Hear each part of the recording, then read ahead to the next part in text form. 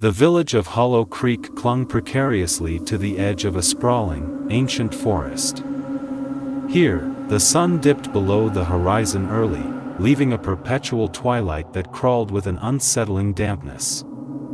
17-year-old Amelia shivered, pulling her worn cloak tighter.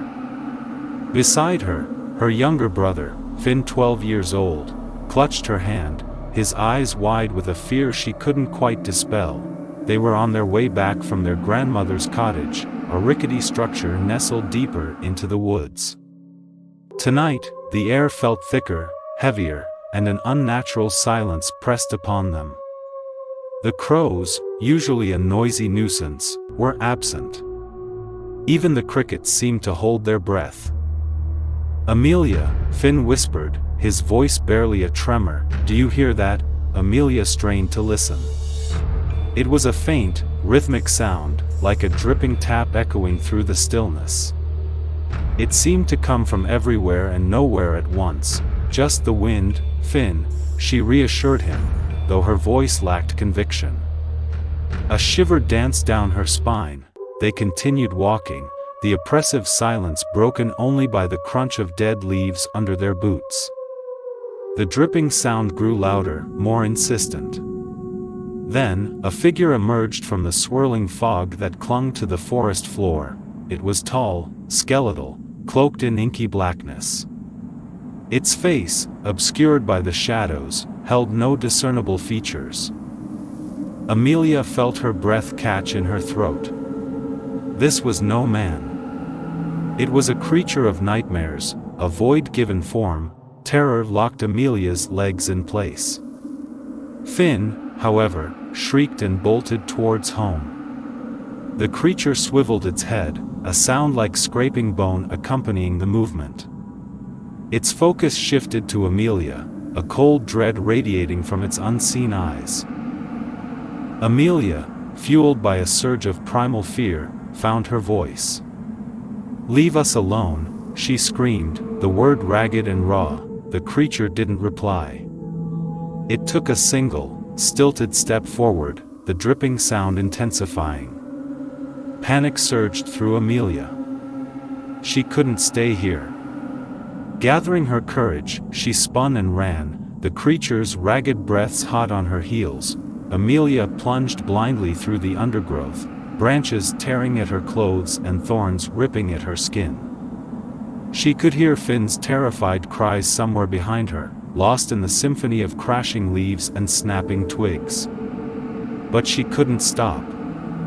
Not now. Finally, she burst out of the trees, collapsing onto the dew-covered grass of the village cemetery.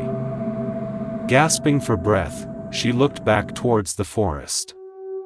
The darkness seemed to writhe and pulsate, an unnatural energy emanating from within. Suddenly, a blood-curdling scream pierced the night. It was Finn's voice, heavy with terror. A fresh surge of adrenaline shot through Amelia. She couldn't abandon him. Taking a shaky breath, she clambered to her feet, determined to find her brother.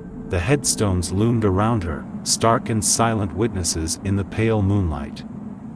Every shadow seemed to writhe and twist, concealing unseen horrors. A twig snapped behind her. Amelia whipped around, her heart hammering against her ribs, but saw nothing. Then, a whisper, cold and insidious, slithered into her ear. "This way, child. This way." The voice held a seductive power, promising a solution, a way to find Finn. But Amelia knew better. This was a trick, a lure designed to drag her deeper into the darkness. Tears of frustration stung her eyes. She didn't know where to go, what to do. Finn needed her, but venturing further into the woods was a suicide mission. Just then, a flicker of light caught her eye. In the distance, a lone flame flickered in the window of the old, abandoned church on the outskirts of the cemetery. Hope, fragile and flickering like the distant flame, ignited within her. Maybe, just maybe, there was someone inside who could help. The rickety door of the church creaked open with a groan of protest. Amelia stepped inside, the stale air heavy with the scent of dust and decay. The flickering candlelight cast long, grotesque shadows that danced on the crumbling walls. In the center of the room, hunched over a dusty desk, sat an old woman. Her wizened face was etched with a lifetime of secrets, her eyes glinting with an otherworldly wisdom. The woman looked up at Amelia, a knowing smile playing on her lips. "Lost, child?" she rasped, her voice like dry leaves rustling in the wind. Amelia stammered out her story, the terror of the forest and the chilling encounter.